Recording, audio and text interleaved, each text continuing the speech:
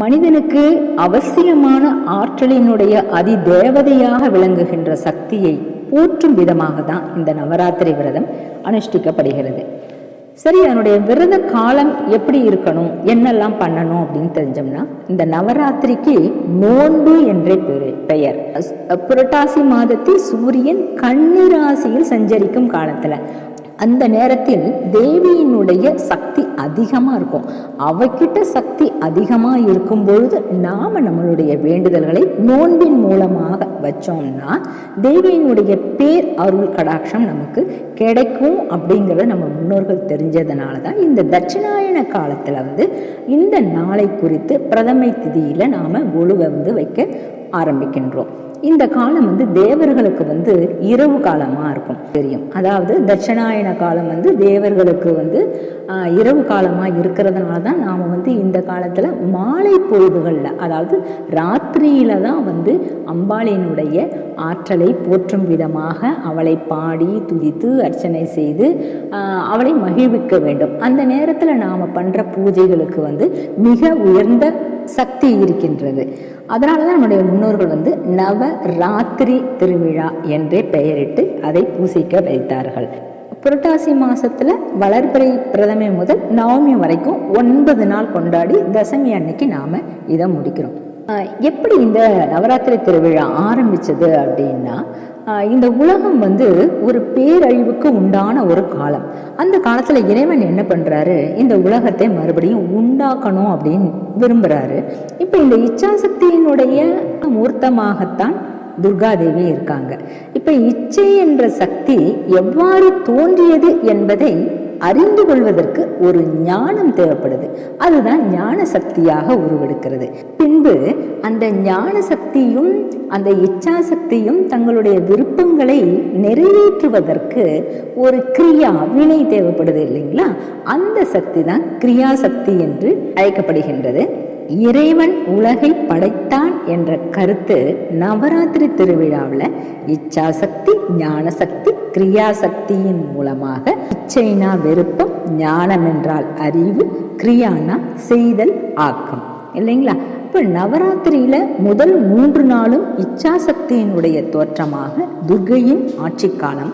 இன்றைய சிறப்பான பதிவில் தேவியினுடைய கருணை எப்படிப்பட்டது என்பதையும் சற்றே சிந்திக்கலாம். அதாவது இந்த நவராத்திரி திருவிழாவில் துர்காவை ஏன் முன்னிறுத்தி நாம் வணங்குகின்றோம், அவளினுடைய பேரருள் எப்படிப்பட்டது, அந்த கருணை உள்ளம் எப்படிப்பட்டது என்பதை நாம் தெரிந்து கொள்ளலாம். இப்ப துர்கா தேவி மங்கள வடிவானவள், கருணையே உருவானவள், உலகம் முழுவதும் பறந்தவள், உலகம் தோன்றுவதற்கு காரணமானவள், உலகம் வணங்கும் திருவடிகளை உடையவள், உலகத்தை விடுவிப்பவளும் அவளே, உலகத்தை தோற்றுவிப்பவளும் அவளே, உலகத்தில் நம்மை தோற்றுவிப்பவளும் அவளே. அப்பேற்பட்ட மகா சக்தியை, புவன மாதாவை, ஜெகன் மாதாவை வணங்கி அவள் திருவடியில் சரணடைவோம். நம்பினோர் கெடுவதில்லை, 4 மறை தீர்ப்பு. அம்பிகையை சரண் புகுந்தால் அதிக வரம் பெறலாம் என்பது பாட்டுக்கொரு புலவன் பாரதியின் கருத்து. இப்போ நவராத்திரியை பற்றி தனியாக நிறைய பாடல்களை எழுதிய ஒரு தமிழ் கவிஞர் யாருன்னா பாரதியார சொல்லலாம். அவர் அம்பிகையினுடைய அருளை பற்றி அத்துணை அழகாக நிறைய பாடியிருக்கார். அகில உலகையும் காக்கும் கருணை உள்ளம் கொண்டவள் பார்வதி தேவி.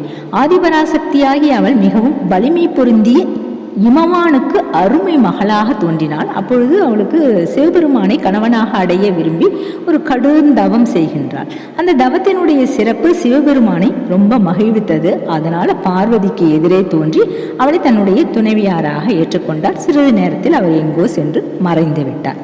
பார்வதி தேவி தன்னுடைய ஆசிரமத்துக்கு வெளியே தன்னுடைய கணவனை காணவில்லையே என்று தேடிக்கொண்டிருந்த பொழுது அங்கே ஒரு கற்பாறையில் சென்று அமர்ந்து நோக்குகின்றாள். அப்பொழுது எங்கிருந்தோ ஒரு சிறுவனினுடைய அழுகுரல் கேட்கின்றது. நானோ சிறுவன், ஐயோ என்னை ஒரு முதலை பிடித்து கொண்டு விட்டதே, நான் என்ன செய்வேன் என்ன செய்வேன், என் பெற்றோருக்கு நான் ஒரே மகன், என்னை காப்பாற்றுங்கள் காப்பாற்றுங்கள் என்று ஒரு கூக்குரல் கேட்கின்றது. முதலை என்னை இப்போதே விழுங்கிவிடும் போலிருக்கிறதே, யாராவது இருந்தா என்னை காப்பாற்றுங்களேன் காப்பாற்றுங்களேன் என்று பலமாக கூச்சலிட்டு அந்த சிறுவன் அழுது கொண்டிருக்கின்றான். சிறுவனுடைய கதறலை கேட்டவுடனே பார்வதி தேவி விரைந்து ஓடோடி அந்த இடத்தில் வந்து சேருகின்றார். அவள் கண்ட காட்சி இதுதான். என்னன்னா, அந்த இடத்துல ஒரு ஏரி இருக்கு. அந்த ஏரியில ஒரு முதலை அழகிய பாலகன் ஒருவனுடைய காலை பிடித்து இழுத்து கொண்டு இருக்கிறது. அதை பார்த்த தேவியினுடைய உள்ளம் பதறுகின்றது. அந்த நேரத்தில் முதலை மேலும் விரைவாக அந்த சிறுவனுடைய காலை பற்றி இழுக்கின்றது. முதலை பிடித்து கொண்டதனால் அவன் கதறும் காட்சியை கண்ட தேவி வெகுவாக துடிக்கிறாங்க. முதலையை கூவி அழைத்து, முதலை அரசே, பாவம், ஒண்ணுமே அறியாத இந்த குழந்தைய தயவு செஞ்சு விட்டுடுங்க அப்படின்னு சொல்லி பார்வதி தேவி அந்த முதலையிடம் விண்ணப்பிக்கின்றாங்க.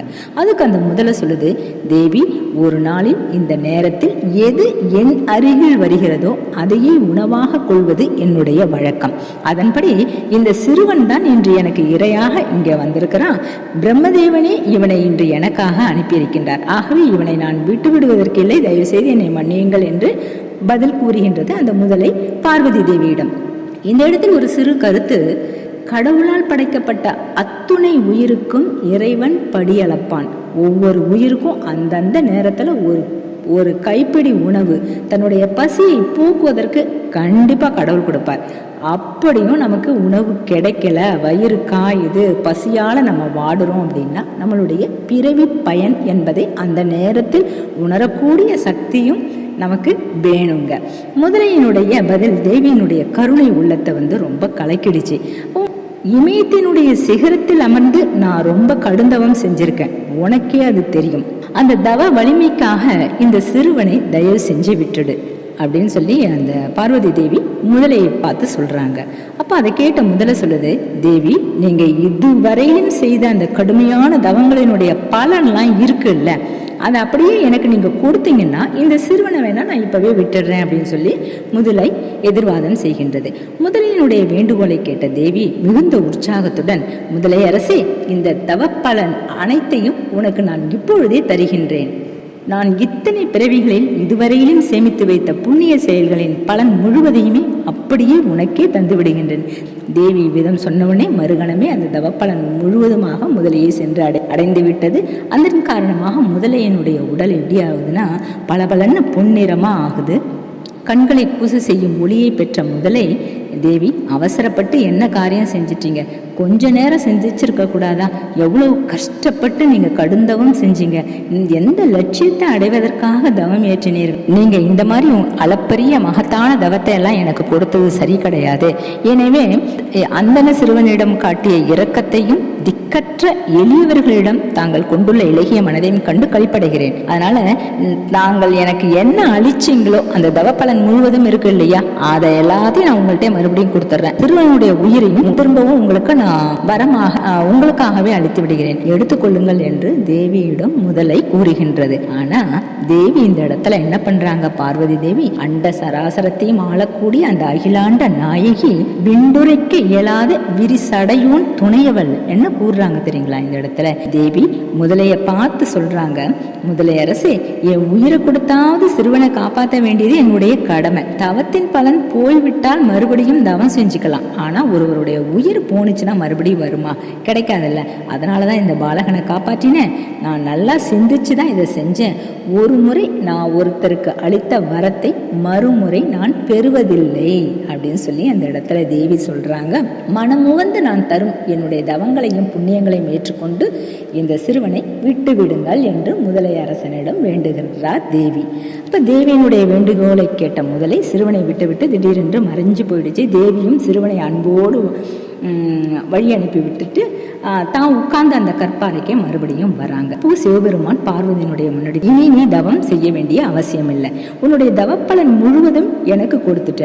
முதலையாகவும் சிறுவனாகவும் உருவம் எடுத்து வந்தவன் நானே. உன்னை சோதித்தேன். உன் பெருமையும் இரக்க குணத்தையும் சோதிக்கவே நான் இந்த விளையாட்டை செய்தேன். புண்ணியத்தை தானம் செய்தால் மேலும் மேலும் அது பெருகி தானம் செய்தவரையே அது அடைகிறது. அதனால நீ எனக்கு அளித்த தவமும் புண்ணியமும் பலாயிரம் கோடி கோடி மடங்காக உனக்கே பெருகி இருக்கின்றது, அவை இனி எந்த நாளும் குறையவே குறையாது என்று கூறி தேவியுடன் கைலைக்கு திரும்புகின்றார். இந்த கதை நமக்கு சொல்லக்கூடிய கருத்து, எம்பெருமான் சிவபெருமான் ஏன் தேவியிடம் அத்தனை தவத்தையும் பெற்றுக்கொண்டு அதை பல மடங்காக ஆக்குனாங்க அப்படின்னா, இந்த உலகத்தில் வாழ்கின்ற அத்துணை ஜீவராசிகளுக்கும் ஜெகன் மாதாவாக இருக்கக்கூடிய அந்த பார்வதி தேவியார் ஓரறிவு படைத்த உயிர்களிலிருந்து 6 அறிவு படைத்த மனிதன் வரைக்கும் எல்லோருக்கும் அவள் வாரி வாரி வழங்க வேண்டிய இடத்தில் இருக்கின்றாள். அவளுக்கு பல கோடி மடங்கு தவப்பலன் வேண்டும் என்று இறைவனதனால்தான் இப்படிப்பட்ட ஒரு செயலை அவர் செய்தார்.